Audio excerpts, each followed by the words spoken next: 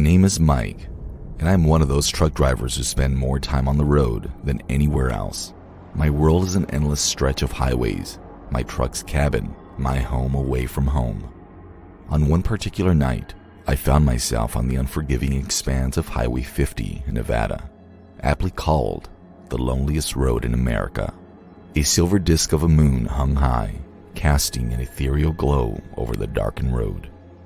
Then I noticed him, a solitary figure standing by the roadside, a man looking worn down by the world, waving a hand in a gesture universally recognized as hitching a ride.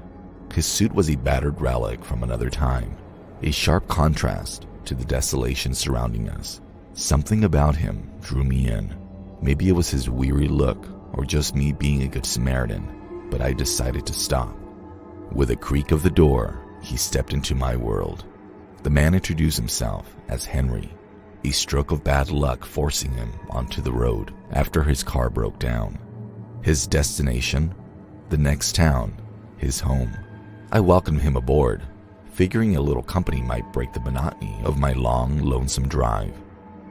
As the miles rolled away, Henry filled the cabin with tales woven with the fabric of local lore. The stories ranged from quirky to spine-chilling, but one that stuck was about a ghost who hitchhiked along this very highway. A laugh escaped my lips as I dismissed the tale, attributing it to the wild imagination often found in isolated places like these. I noticed his silence then, but chalked it up to him being lost in the tales he'd spun. That sudden quietness of Henry became a deafening silence when I glanced sideways, only to see an empty seat where he had been just moments ago. I blinked hard, my mind racing to make sense of his abrupt disappearance. The road seemed even lonelier then, a chill snaking up my spine. The truck's cabin felt eerily vacant, the only sound being the hum of the engine and the drumming of my heartbeat in my ears. Confusion gnawed at me as I pulled into the town. I parked my truck in front of a small, somewhat cozy diner, a warm beacon in the unsettling mystery that my night had turned into. I needed a break, some time to process what had just happened. With the chime of the entrance bell, I stepped into the diner, its homely charm a stark contrast to the eeriness outside. Still shaken, I slid into a booth. A friendly waitress headed my way. Her name tag read Lucy. Lucy had a welcoming smile that promised comfort and a listening ear. My strange encounters spilled out, the recounting feeling almost therapeutic. Her eyes widened as she absorbed my tale, the mysterious disappearance of my passenger, Henry. Lucy was silent for a while before she moved, only to return with a dusty old newspaper. She laid it out on the table, her finger tracing over an article half hidden among age-yellowed pages. It was about a man named Henry, a tragic casualty of a car accident on Highway 50. The date? 50 years ago. But that wasn't the end of it. Lucy went on to share a local legend, a tale passed down through generations in hushed whispers and around crackling campfires. The legend suggested that Henry never really left the highway. His spirit was set to hitch rides, trying to make it home over and over again. A cold chill settled over me as the pieces fell into place. The ghostly hitchhiker from Henry's story was no longer a laughable tale. It was a haunting reality, one that I had experienced firsthand. My mind reeled as I tried to reconcile the warm presence of Henry with the ghostly figure from the local lore. I left the diner in a daze, the reality of my encounter sinking deeper with every step. The moon seemed to shine a little less brightly, the shadows a little more daunting as I climbed back in to my truck.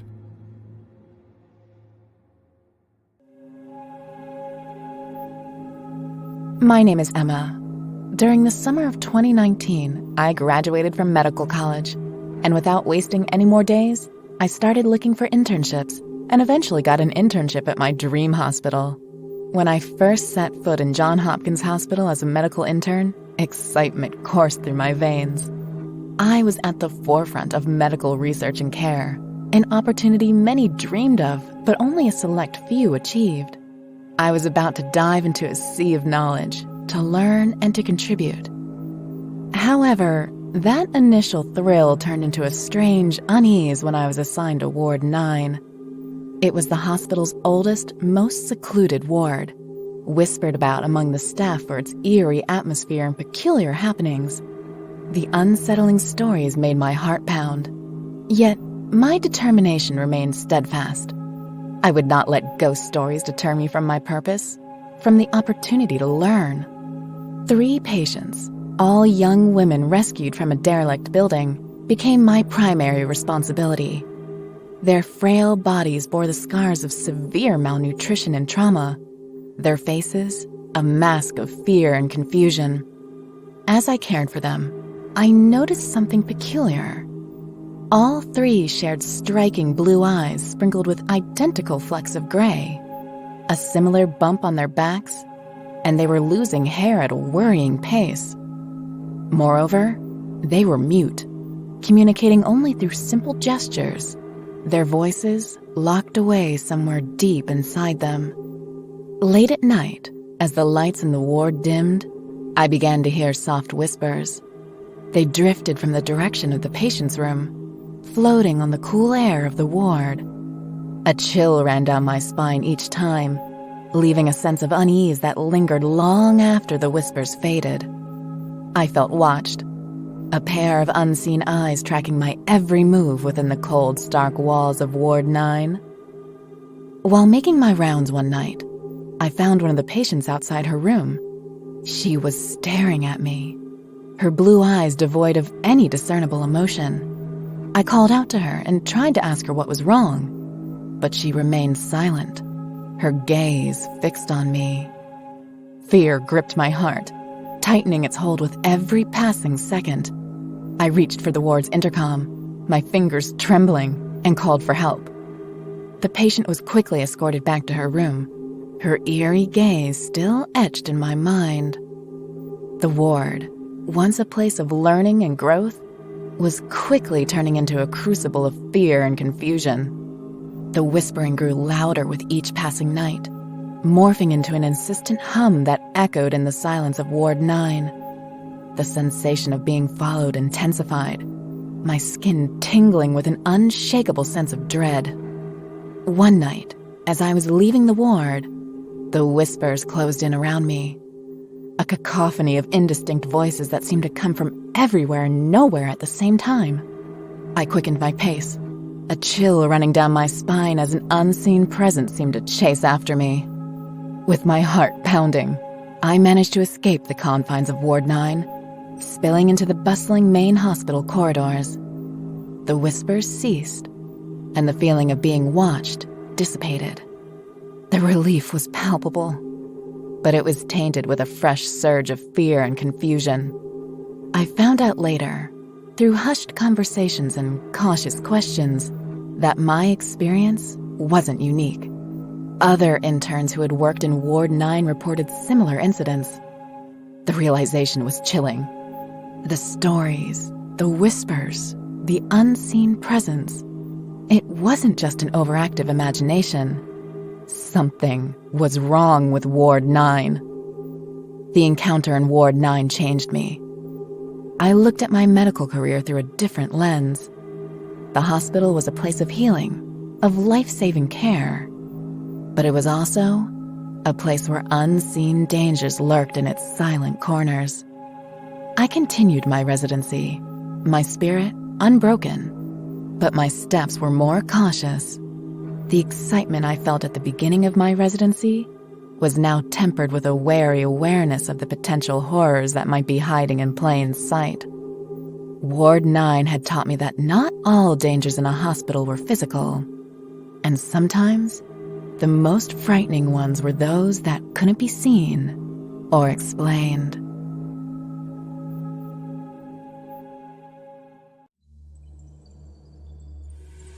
My name is Liza, a nocturnal city dweller of New York, trapped in the unforgiving cycle of late night shifts.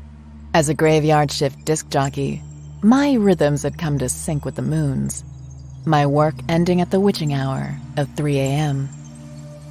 This particular lifestyle meant I often waited for the last subway ride home from Fulton Street Station, an underbelly of the city that never sleeps.